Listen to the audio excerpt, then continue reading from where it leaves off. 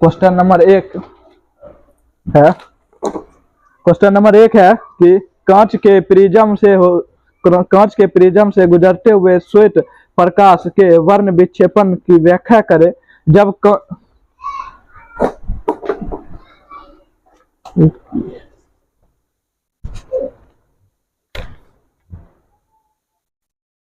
ये प्रिज्म है, जब इससे श्वेत प्रकाश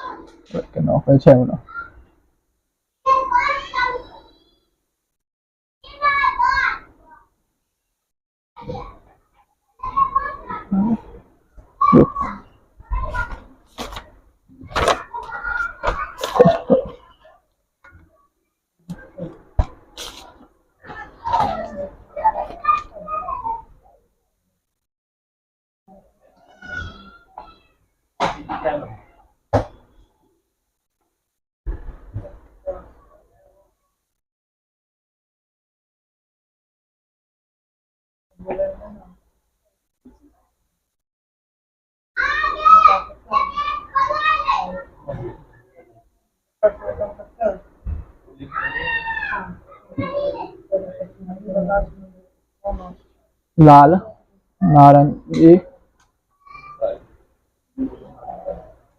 पीला,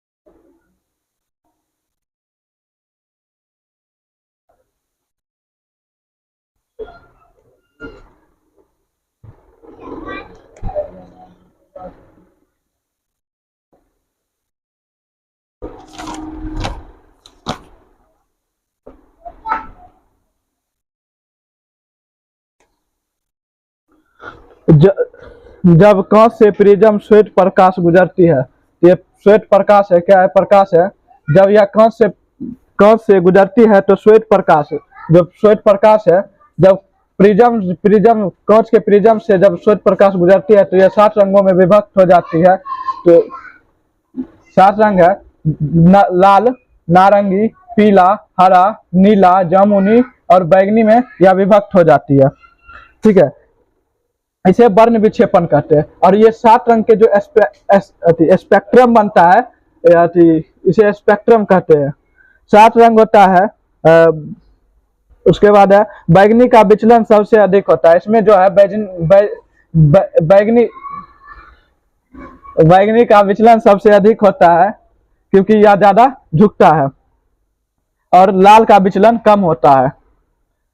70 नंबर क्वेश्चन है, सूर्य के प्रकाश के उन 2 घटकों के नाम लिखे जो हमें दिखाई नहीं देते। सूर्य के प्रकाश से कई किरण निकलते हैं, जैसे परावैंगनिक किरण और अवरक्त किरण और एक्स किरण निकलते हैं। तारे क्यों टिमटिमाते हैं? तारे वायुमंडलीय अपवर्तन के कारण टिमटिमाते हैं। पृथ्वी का वायुमंडल कभी शांत नहीं रहता है। पृथ्वी का जो वायुमंडल है कभी शांत नहीं रहता है। गर्म तथा ठंडी हवाएं हमेशा चलती रहती है। ठंडी हवा की तुलना में गर्म हवा का घनत्व कम होता है। जो ठंडी हवा है उसकी तुलना में जो गर्म हवा रहता है उसका घनत्व कम रहता है और अपवर्तनांक कम होता है। इसीलिए हमारी आंखों तक पहुंचने वाले तारों की किरण अगल बगल जो है वो मुड़ जाती है, और जिससे हमें लगता है कि तारे टिमटिमा रहे हैं। तारे और ग्रहों में अंतर। 72 नंबर है, तारों और ग्रहों में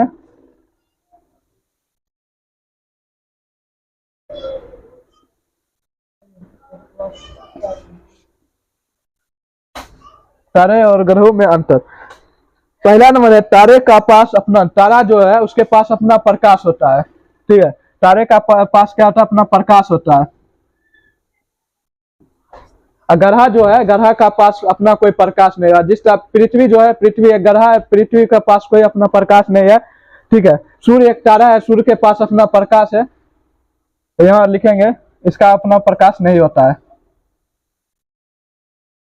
प्रकाश नहीं होता है।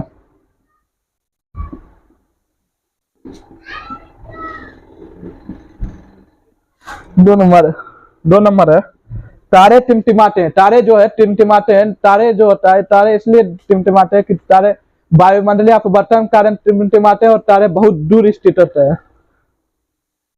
तारे क्या होते हैं? टिमटिमाते हैं।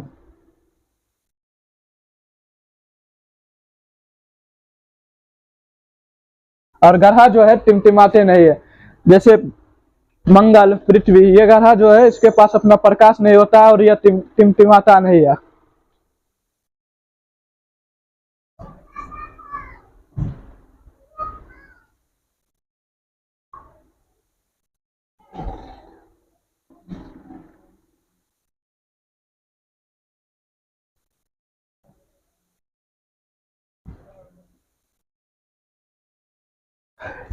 तीसरा है इसका आकार बड़ा होता है। जो तारे होते हैं इसका आकार बड़ा होता है। सूर्य एक तारा है, सूर्य का आकार बहुत बड़ा होता है।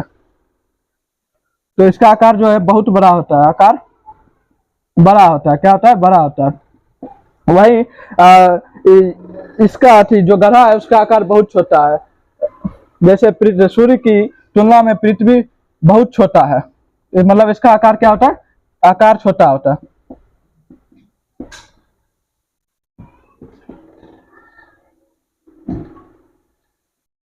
ठीक तो है इसकी संख्या असंख्यक होती है। ठीक है, मतलब इसके बहुत सारे हैं। तारे आसमान में बहुत सारे दिखते हैं, पर ग्रह जो है इसकी संख्या 8 है। हमारे सौरमंडल में ग्रहों की संख्या 8 है, पर तारा बहुत सारे हैं, मतलब असंख्यक है, मतलब गिन नहीं सकते, उतना है, अनगिनत।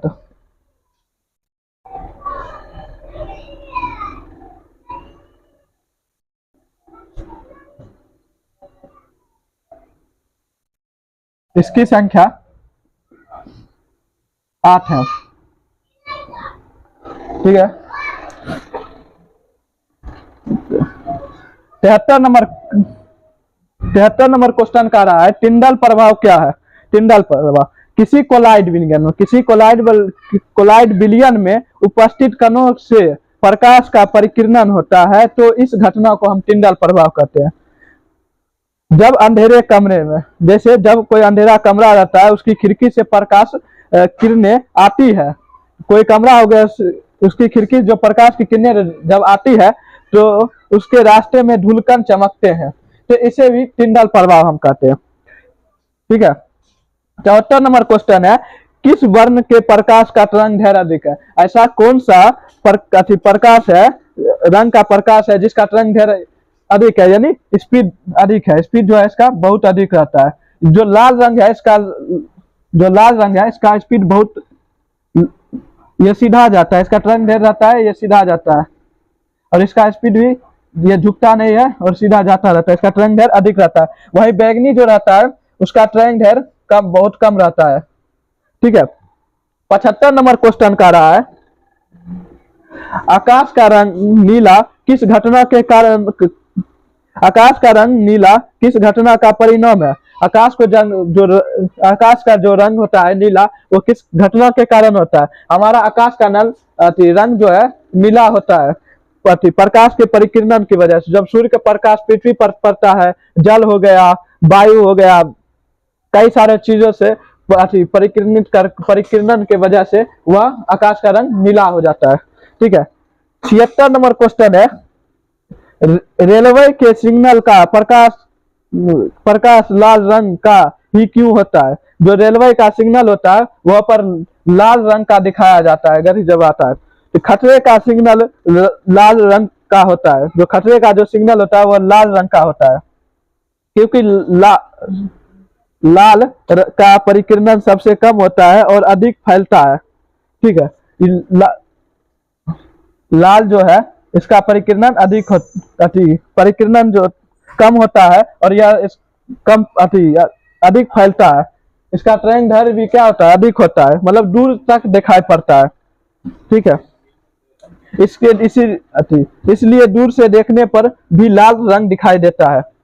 77 नंबर क्वेश्चन है, प्रकाश के परिकिरणन से आप क्या समझते हैं? प्रकाश के परिकिरणन, जब प्रकाश की किरण जो होते हैं किसी धूल कण पर पड़ता है, मान लो सूर्य का किरण है, सूर्य है, सूर्य का किरण जब धूल कण पर पड़ता है तो धूल कण जो है कुछ ऊर्जा को अपने अंदर अवशोषित कर लेता है, यानी कुछ ऊर्जा को अपने अंदर अवशोषित कर लेता है और कुछ ऊर्जा जो बचता है उसको चारों अपने वातावरण में चारों ओर फैला देता है।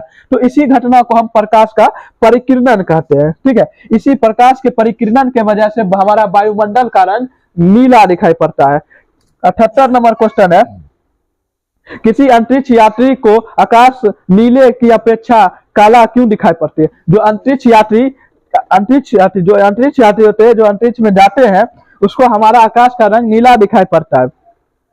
किसी अंतरिक्ष यात्री को आकाश नीले की अपेक्षा काला दिखाई पड़ती है क्योंकि अंतरिक्ष में कोई वायुमंडल नहीं होता है, वहां निर्वात रहता है, वहां पर कोई वायुमंडल, कोई हवा कोई कण ही नहीं रहता है, वह निर्वात रहता है।